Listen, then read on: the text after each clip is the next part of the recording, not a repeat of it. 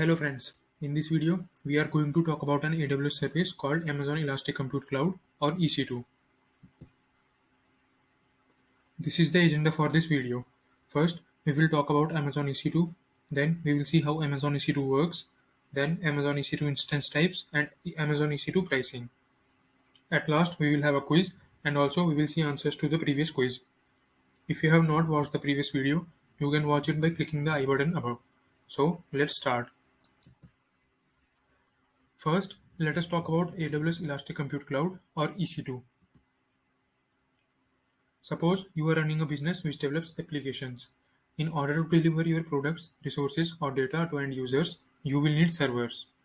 You will need raw compute capacity to host your applications and provide the compute power that your business needs. In AWS, the compute power or servers are virtual, and the service which you use to access those virtual servers is called Amazon Elastic Compute Cloud or EC2. Amazon Elastic Compute Cloud or EC2 provides secure and resizable compute capacity in the cloud as Amazon EC2 instances. Using EC2 for compute is highly flexible, cost-effective, and quick when compared to running your own servers on-premises in a data center.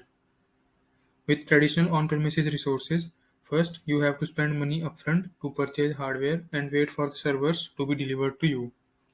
Then you have to install the servers in your physical data centers and make all the necessary configurations. This process will take multiple weeks or months to complete, which can affect your business. The first part is once you buy these servers, you are stuck with them whether you use them or not. On the other hand, with an Amazon EC2 instance, you can use a virtual server to run application in AWS Cloud.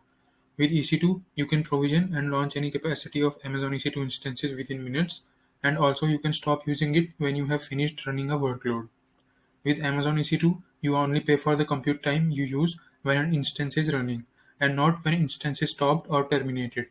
You can also save your costs by paying only for the server capacity that you need or want. The best part is AWS has already built and secured data centers, bought the servers, racked and stacked them, and are online ready to be used. All you have to do is request the EC2 instance you want, and they will launch and boot up, ready to be used within few minutes. EC2 instances run on top of physical host machines, which are managed by AWS using virtualization. When you spin up or provision an EC2 instance, you are not using the entire hosts. Instead, you are sharing the hosts with multiple other instances or virtual machines. The hypervisor, which is running on the host machine, is responsible for sharing the underlying resources between virtual machines. The idea of sharing underlying hardware is called multi-tenancy. The hypervisor is also responsible for isolating the virtual machines from each other as they share resources from same hosts, which makes EC2 instances secure. One EC2 instance is not aware of any other EC2 instances on that host. They are completely secure and separated from each other. Now, let us see how Amazon EC2 works. Am- Amazon EC2 works in three steps: launch, connect, and use. First, we have to launch an instance. For launching an instance, we have to select a template with basic configurations for the instance. These configurations include the type of operating system, application server, and many more things. We can select instance type, which is the specific hardware configuration of the EC2 instance. We can also specify security settings to control the network traffic that can flow into and out of the EC2 instance. The next step is to connect to the instance. We can connect to the instance in various ways. There are multiple different methods to connect directly to the instance and exchange data. We can also connect to the instance by logging in and accessing computer desktop. The last step is to use the instance. After we have connected to the instance, we can run commands to install software, add storage, and more things. After using your instance, make sure to terminate it to avoid getting charged for that instance. Now, let us see Amazon EC2 instance types. Amazon EC2 instances are optimized for different tasks. While selecting EC2 instances, we should consider the requirements like compute, memory, and storage capabilities for your application. There are 5 types of EC2 instances optimized for different tasks. First is general purpose instances. They provide a balance of compute, memory, and networking resources. We can use them for gaming servers, small databases, backend servers, and many more workloads. Suppose that you have an application in which the resource needs for compute memory and networking are nearly equivalent.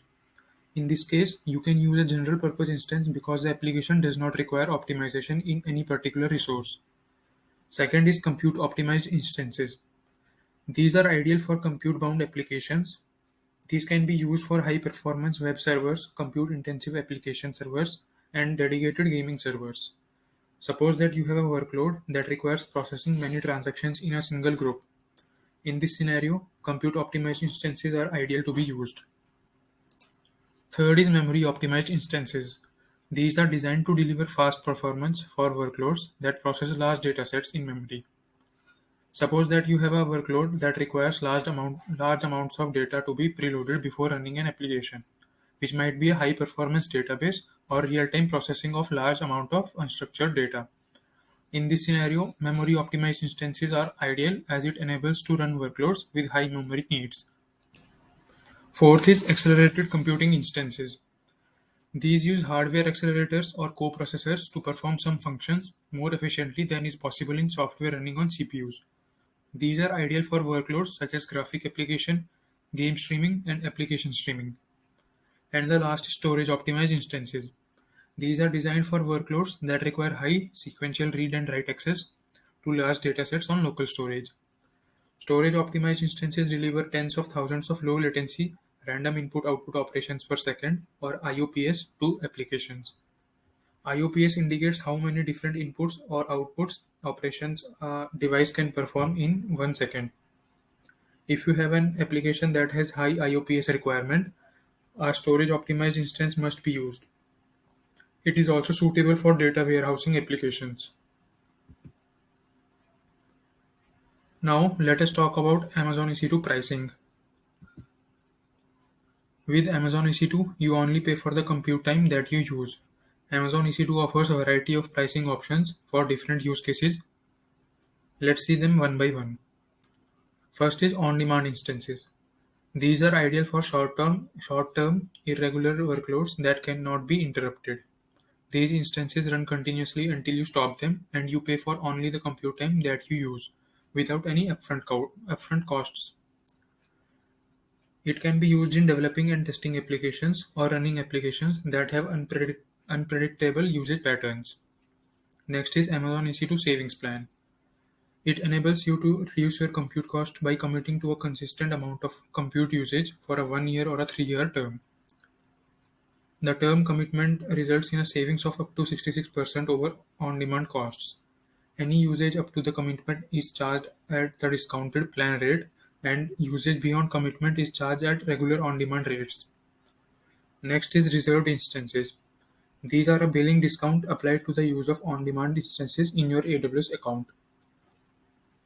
You can purchase reserved instances for a 1 year or a 3 year term. You get more cost savings with a 3 year term. At the end of a reserved instance term, you can continue using the instance without interruption. However, you will be charged with on-demand rates until you terminate the instance or purchase a new reserved instance term. Next is spot instances. These are ideal for workloads with flexible start and end times or that can withstand interruptions. Spot instances use unused compute capacity and offer you cost savings at up to 90% off on on-demand prices. The last is dedicated hosts. These are physical servers with Amazon EC2 instance capacity that is fully dedicated to your use. Dedicated hosts are the most expensive of all the other options. Now we will have a quiz. Let us look at the questions. The first question is, which Amazon EC2 instance type is suitable for data warehousing applications? The options are memory optimized, storage optimized, general purpose, and compute optimized. Second question is, you have an application that will run for a total of 3 months and can withstand interruptions. What would be the most cost efficient Amazon EC2 pricing option? The options are reserved instances, spot instances, dedicated instances, or on-demand instances. Make sure to answer both the questions in the comment section below. Now let us look at the answers for the quiz we had in previous video. If you have not watched the previous video, you can watch it by clicking the I button above. The first question was, which site does Amazon CloudFront use to cache copies of content for faster delivery to users at any location? The first option was region. This is not the correct option, as a region is a physical location around the world with clusters of data centers. Region does not store cache copies for faster delivery. The second option was availability zone. This is also a wrong option, as an availability zone is a single or a group of data centers within a region. We can store our data in multiple availability zone, but we do not use Amazon CloudFront to cache copies of data in availability zone. Next option was edge location. This is the correct option, as edge location uses Amazon CloudFront to cache copies of content for faster delivery to users at any location. So the correct option is option C.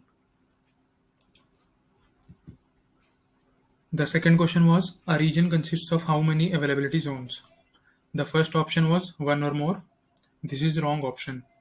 Second option was 2 or more. This is the correct option. Therefore, a region consists of 2 or more data centers. So the correct option is option B. We will learn more about cloud computing in upcoming videos. Please subscribe the channel for more such videos. Thank you.